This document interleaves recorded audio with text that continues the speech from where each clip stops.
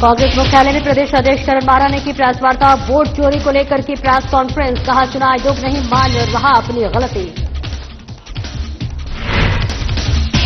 देहरादून में मंत्री गणेश जोशी ने सैनिक विश्राम गृह जीर्णोद्धार कार्यों का किया निरीक्षण। अधिकारियों को दिया आवश्यक निर्देश। गुणवत्तापूर्ण निर्माण कार्य कराने के निर्देश। बीजेपी प्रदेश अध्यक्ष महेंद्र भट्ट का बयान। महिला कांग्रेस के बीजेपी कार्यालय कूच को महेंद्र भट्ट ने बताया फ्लॉप। कांग्रेस पर लगाए कई गंभीर आरोप। मसूरी में एआईसीसी सचिव बीएम संदीप ने की कार्यकर्ताओं के साथ बैठक। पार्टी को मजबूत बनाने के लिए किया आह्वान। और मुनि की रेती में चेकिंग के दौरान नशा तस्कर मारकंडे गिरफ्तार। 12 ग्राम स्मैक नशा तस्कर को बरामद। नशा तस्करी के मामले में कई बार जा चुका है जेल।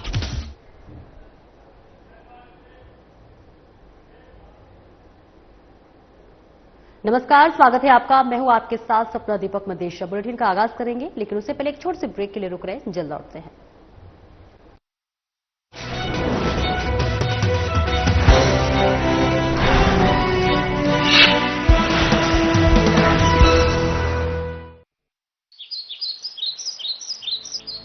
उत्तराखंड, जहां हर सुबह शुरू होती है योग से। राज्य को योग व वेलनेस की वैश्विक राजधानी बनाने के लिए उत्तराखंड कैबिनेट ने देश की पहली योग नीति 2025 को दे दी है मंजूरी। 2030 तक के लिए मंजूर योग नीति के तहत राज्य सरकार उत्तराखंड में 5 नए योग हब स्थापित करेगी, जिसमें जागेश्वर, मुक्तेश्वर, व्यास घाटी, टिहरी और कोलीढेक झील क्षेत्र को योग हब के तौर पर विकसित करने का लिया है निर्णय। पर्वतीय क्षेत्रों में योग और वेलनेस केंद्र में निवेश पर 50% सब्सिडी दी जाएगी, जबकि मैदानी क्षेत्रों में 25% तक मिलेगी सब्सिडी। राज्य में खोले जाने वाले योग व ध्यान केंद्रों का किया जाएगा पंजीकरण। राज्य के 300 से अधिक आयुष, हेल्थ एवं वेलनेस केंद्रों में शुरू किया जाएगा योग। राज्य में योग व प्राकृतिक चिकित्सा निदेशालय का किया जाएगा निर्माण। योग नीति के तहत राज्य में करीब 13,000 से अधिक रोजगार होंगे सृजित। इसके अलावा 2,500 से अधिक योग शिक्षकों के लिए योगा सर्टिफिकेशन बोर्ड से होंगे प्रमाणित। इससे 10,000 से अधिक योग अनुदेशकों को होम स्टे, होटल आदि में रोजगार मिलने के बढ़ गए हैं अवसर। मुख्यमंत्री पुष्कर सिंह धामी जी का हार्दिक अभिनंदन, जिन्होंने योग नीति लागू करके बेरोजगार योग प्रशिक्षकों को एक अवसर प्रदान किया है, जिससे कि योग और वेलनेस केंद्र खोलने पर सब्सिडी मिलेगी। सरकार की योग नीति से हम सभी को फायदा हो। मुख्यमंत्री पुष्कर सिंह धामी की दूरदृष्टि से वैश्विक संवाद का केंद्र बन रहा है उत्तराखंड। यहाँ योग सिर्फ अभ्यास नहीं, एक जीवन है। प्रधानमंत्री श्री नरेंद्र मोदी के मार्गदर्शन में मुख्यमंत्री श्री पुष्कर सिंह धामी ने कई ऐतिहासिक फैसले लिए हैं, जो देवभूमि उत्तराखंड की सांस्कृतिक विरासत और विकास को आगे बढ़ाने में निर्णायक साबित हुए हैं। मुख्यमंत्री श्री पुष्कर सिंह धामी की दूरदर्शी सोच से आजाद भारत के इतिहास में समान नागरिक संहिता लागू करके नए युग का शुभारंभ करने वाला उत्तराखंड देश का पहला राज्य बना है। देवभूमि उत्तराखंड के संसाधनों और जमीनों को बचाए रखने के लिए जनभावनाओं के अनुरूप सख्त भू कानून लागू किया गया है। प्रदेश में पहली बार जबरन धर्मांतरण को संज्ञेय अपराध माना गया है और दोष सिद्ध होने पर 10 साल की गैर जमानती सजा का प्रावधान किया गया है। उत्तराखंड में देश का सबसे सख्त नकल विरोधी कानून लागू किया गया है। प्रदेश में पहली बार सरकारी नौकरियों में महिलाओं को 30% क्षैतिज आरक्षण प्रदान किया जा रहा है। राज्य में 23,000 से अधिक सरकारी नौकरियों में युवाओं को पारदर्शी प्रक्रिया से नियुक्ति दी गई है। डबल इंजन सरकार के कुशल नेतृत्व में G20 बैठकों से उत्तराखंड को ग्लोबल पहचान मिली है। इन्वेस्टर्स समिट से प्रदेश में निवेश के नए द्वार खुले हैं। राष्ट्रीय खेलों का भव्य और सफल आयोजन हुआ है और देश भर में खेल भूमि के तौर पर आधुनिक उत्तराखंड की पहचान बनी है। उत्तराखंड के पर्यटन को नए आयाम देने के लिए प्रदेश में पहली बार शीतकालीन यात्रा की ऐतिहासिक पहल की गई है। डबल इंजन सरकार के कुशल प्रबंधन से ही सिलक्यारा टनल से 41 श्रमिकों का सफल रेस्क्यू किया गया। नीति आयोग की SDG इंडेक्स में उत्तराखंड को देश में पहला स्थान मिला है। मजबूत संकल्प और कुशल नेतृत्व से बढ़ा है देवभूमि का मान, बनी है समृद्ध, सशक्त और आत्मनिर्भर उत्तराखंड की पहचान।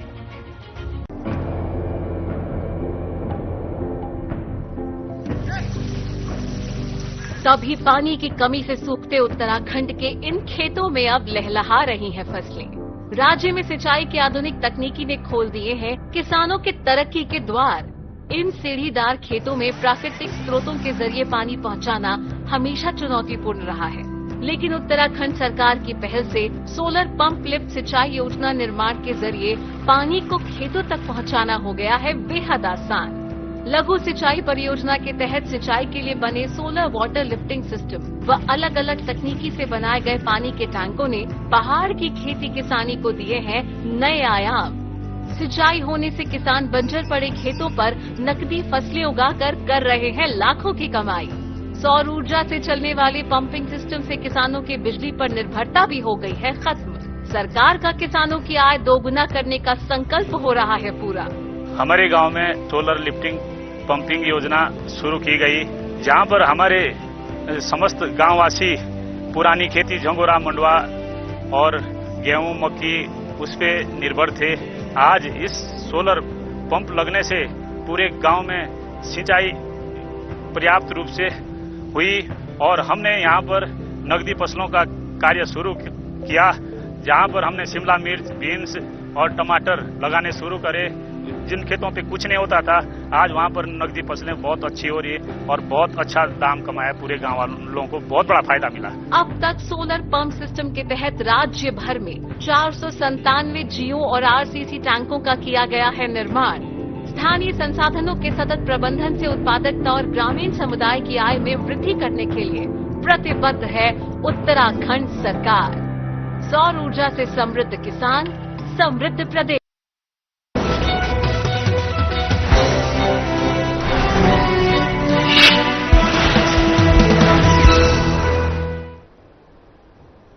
और ब्रेक के बाद एक बार फिर से स्वागत है आपका। खबरों में आगे बढ़ेंगे।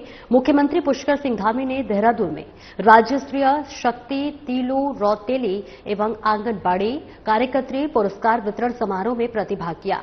सीएम धामी ने राज्य स्तरीय शक्ति तीलू रौतेली एवं आंगनबाड़ी कार्यकर्त्रियों को पुरस्कार वितरित किए।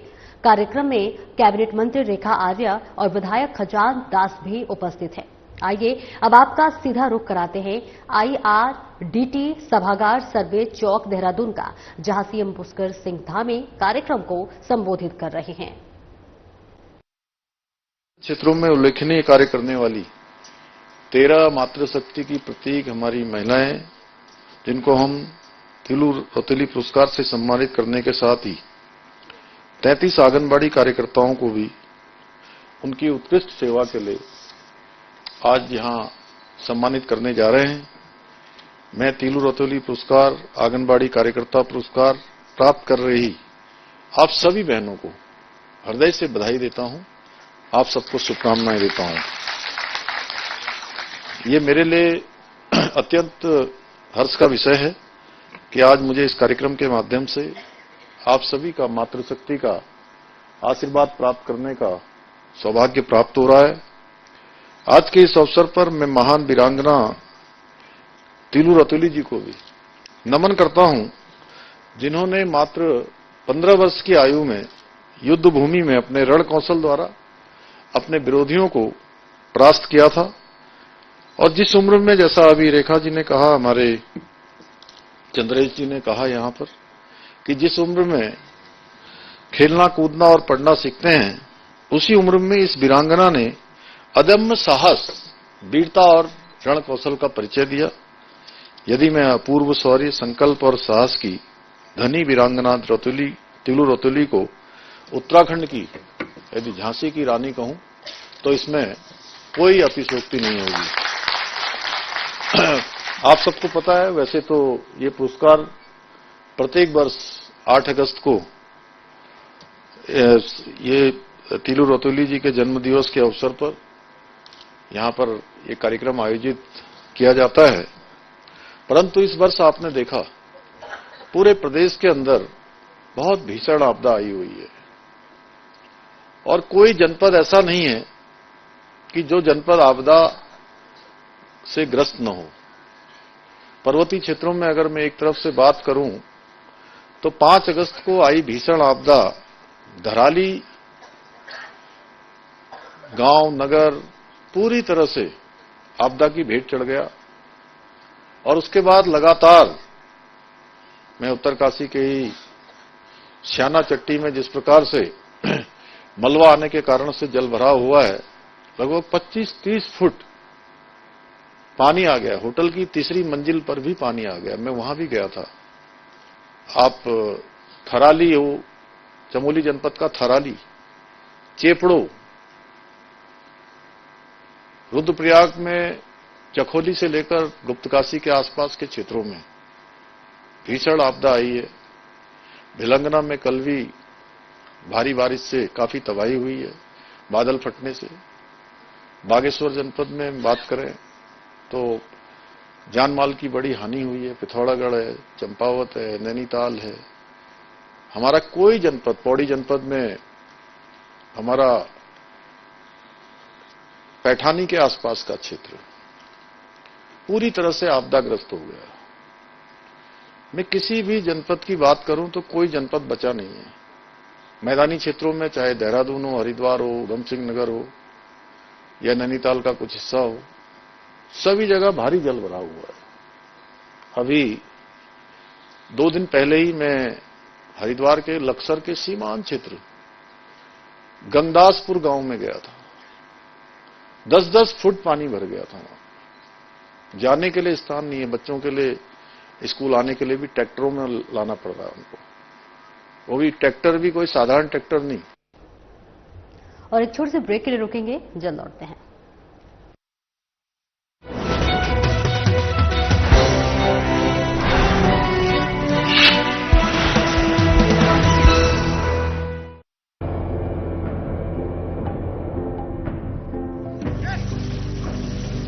तभी पानी की कमी से सूखते उत्तराखंड के इन खेतों में अब लहलहा रही हैं फसलें। राज्य में सिंचाई की आधुनिक तकनीकी ने खोल दिए हैं किसानों के तरक्की के द्वार। इन सीढ़ीदार खेतों में प्राकृतिक स्रोतों के जरिए पानी पहुंचाना हमेशा चुनौतीपूर्ण रहा है, लेकिन उत्तराखंड सरकार की पहल से सोलर पंप लिफ्ट सिंचाई योजना निर्माण के जरिए पानी को खेतों तक पहुंचाना हो गया है बेहद आसान। लघु सिंचाई परियोजना के तहत सिंचाई के लिए बने सोलर वाटर लिफ्टिंग सिस्टम व अलग अलग तकनीकी से बनाए गए पानी के टैंकों ने पहाड़ की खेती किसानी को दिए हैं नए आयाम। सिंचाई होने से किसान बंजर पड़े खेतों पर नकदी फसलें उगाकर कर रहे हैं लाखों की कमाई। सौर ऊर्जा से चलने वाले पंपिंग सिस्टम से किसानों की बिजली पर निर्भरता भी हो गई है खत्म। सरकार का किसानों की आय दोगुना करने का संकल्प हो रहा है पूरा। हमारे गांव में सोलर लिफ्टिंग पंपिंग योजना शुरू की गई, जहां पर हमारे समस्त गांववासी पुरानी खेती झंगोरा मंडवा और गेहूं मक्की उस पे निर्भर थे। आज इस सोलर पंप लगने से पूरे गांव में सिंचाई पर्याप्त रूप से हुई और हमने यहां पर नकदी फसलों का कार्य शुरू किया, जहां पर हमने शिमला मिर्च, बीन्स और टमाटर लगाने शुरू करे। जिन खेतों पे कुछ नहीं होता था, आज वहां पर नकदी फसलें बहुत अच्छी हो रही है और बहुत अच्छा दाम कमाया। पूरे गांव वालों को बहुत बड़ा फायदा मिला। अब तक सोलर पंप सिस्टम के तहत राज्य भर में 497 जियो और आरसीसी टैंकों का किया गया है निर्माण। स्थानीय संसाधनों के सतत प्रबंधन से उत्पादकता और ग्रामीण समुदाय की आय में वृद्धि करने के लिए प्रतिबद्ध है उत्तराखंड सरकार। सौर ऊर्जा से समृद्ध किसान, समृद्ध प्रदेश। उत्तराखंड, जहां हर सुबह शुरू होती है योग से। राज्य को योग व वेलनेस की वैश्विक राजधानी बनाने के लिए उत्तराखंड कैबिनेट ने देश की पहली योग नीति 2025 को दे दी है मंजूरी। 2030 तक के लिए मंजूर योग नीति के तहत राज्य सरकार उत्तराखंड में 5 नए योग हब स्थापित करेगी, जिसमें जागेश्वर, मुक्तेश्वर, व्यास घाटी, टिहरी और पोलीढेक झील क्षेत्र को योग हब के तौर पर विकसित करने का लिया है निर्णय। पर्वतीय क्षेत्रों में योग और वेलनेस केंद्र में निवेश पर 50% सब्सिडी दी जाएगी, जबकि मैदानी क्षेत्रों में 25% तक मिलेगी सब्सिडी। राज्य में खोले जाने वाले योग व ध्यान केंद्रों का किया जाएगा पंजीकरण। राज्य के 300 से अधिक आयुष, हेल्थ एवं वेलनेस केंद्रों में शुरू किया जाएगा योग। राज्य में योग व प्राकृतिक चिकित्सा निदेशालय का किया जाएगा निर्माण। योग नीति के तहत राज्य में करीब 13,000 से अधिक रोजगार होंगे सृजित। इसके अलावा 2,500 से अधिक योग शिक्षकों के लिए योगा सर्टिफिकेशन बोर्ड से होंगे प्रमाणित। इससे 10,000 से अधिक योग अनुदेशकों को होम स्टे, होटल आदि में रोजगार मिलने के बढ़ गए हैं अवसर। मुख्यमंत्री पुष्कर सिंह धामी जी का हार्दिक अभिनंदन, जिन्होंने योग नीति लागू करके बेरोजगार योग प्रशिक्षकों को एक अवसर प्रदान किया है, जिससे कि योग और वेलनेस केंद्र खोलने पर सब्सिडी मिलेगी।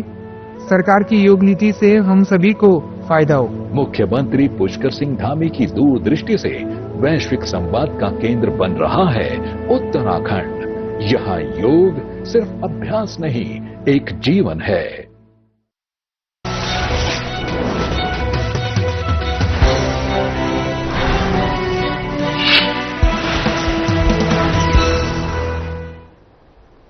और ब्रेक के बाद एक बार फिर से स्वागत है आपका। खबरों में आगे बढ़ेंगे, जहां कांग्रेस मुख्यालय में कांग्रेस प्रदेश अध्यक्ष करण माहरा ने की प्रेस वार्ता। सीडब्ल्यूसी सदस्य गुरदीप सिंह सप्पल भी उपस्थित रहे। तो वहीं वोट चोरी को लेकर ये प्रेस कॉन्फ्रेंस की गई है। चुनाव आयोग नहीं मान रहा अपनी गलती, करण माहरा ने कहा। वोट कटने से पहले किसी भी वोटर को नहीं मिला कोई नोटिस। चुनाव आयोग ने नहीं की थी कोई कार्यवाही। चुनाव आयोग ने केवल टालने वाले दिए जवाब। चुनाव आयोग के सारे दावे गलत, गुरदीप सिंह ने कहा। जनता और सुप्रीम कोर्ट को भ्रमित करने का कर रहा काम। जनता ने बना लिया मन, बीजेपी का चेहरा, चाल और चरित्र उत्तराखंड में नहीं करेंगे स्वीकार। जनता ने संकेत दिया है कि 2027 में कांग्रेस की होगी वापसी। 2027 में बनेगी कांग्रेस की सरकार।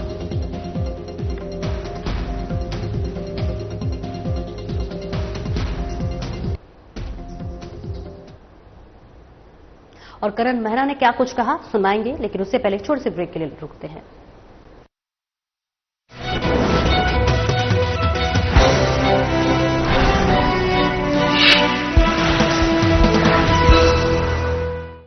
प्रधानमंत्री श्री नरेंद्र मोदी के मार्गदर्शन में मुख्यमंत्री श्री पुष्कर सिंह धामी ने कई ऐतिहासिक फैसले लिए हैं, जो देवभूमि उत्तराखंड की सांस्कृतिक विरासत और विकास को आगे बढ़ाने में निर्णायक साबित हुए हैं। मुख्यमंत्री श्री पुष्कर सिंह धामी की दूरदर्शी सोच से आजाद भारत के इतिहास में समान नागरिक संहिता लागू करके नए युग का शुभारंभ करने वाला उत्तराखंड देश का पहला राज्य बना है।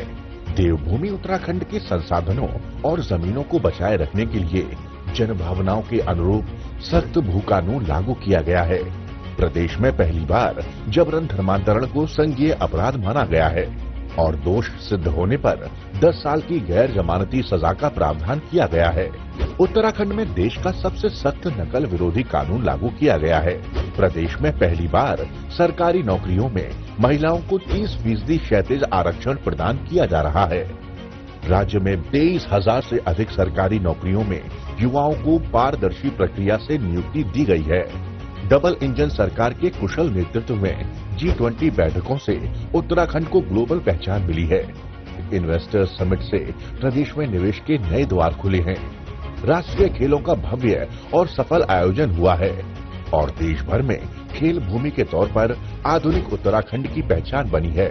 उत्तराखंड के पर्यटन को नए आयाम देने के लिए प्रदेश में पहली बार शीतकालीन यात्रा की ऐतिहासिक पहल की गई है।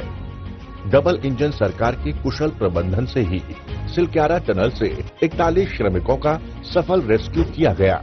नीति आयोग की SDG इंडेक्स में उत्तराखंड को देश में पहला स्थान मिला है। मजबूत संकल्प और कुशल नेतृत्व से बढ़ा है देवभूमि का मान। बनी है समृद्ध, सशक्त और आत्मनिर्भर उत्तराखंड की पहचान।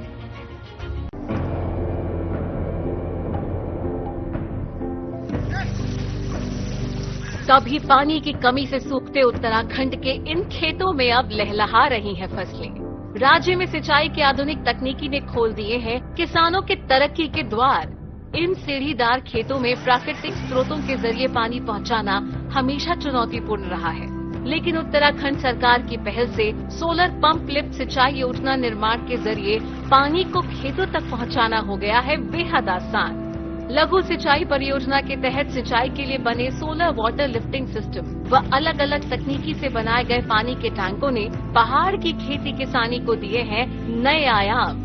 सिंचाई होने से किसान बंजर पड़े खेतों पर नकदी फसलें उगाकर कर रहे हैं लाखों की कमाई। सौर ऊर्जा से चलने वाले पंपिंग सिस्टम से किसानों की बिजली पर निर्भरता भी हो गई है खत्म। सरकार का किसानों की आय दोगुना करने का संकल्प हो रहा है पूरा।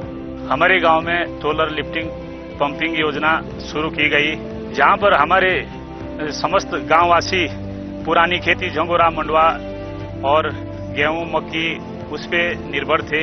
आज इस सोलर पंप लगने से पूरे गांव में सिंचाई पर्याप्त रूप से हुई और हमने यहां पर नकदी फसलों का कार्य शुरू किया, जहां पर हमने शिमला मिर्च, बीन्स और टमाटर लगाने शुरू करे।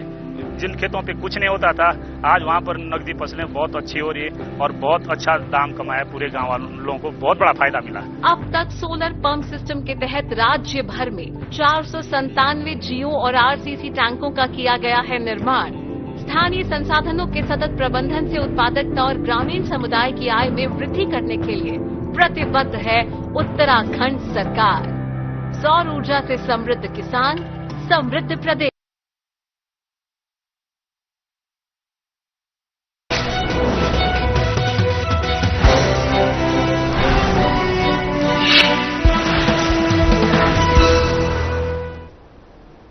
और ब्रेक के बाद एक बार फिर से स्वागत है आपका। तो प्रेस वार्ता करते वक्त कांग्रेस के प्रदेश अध्यक्ष करण मारा ने क्या कुछ कहा, सुनिए।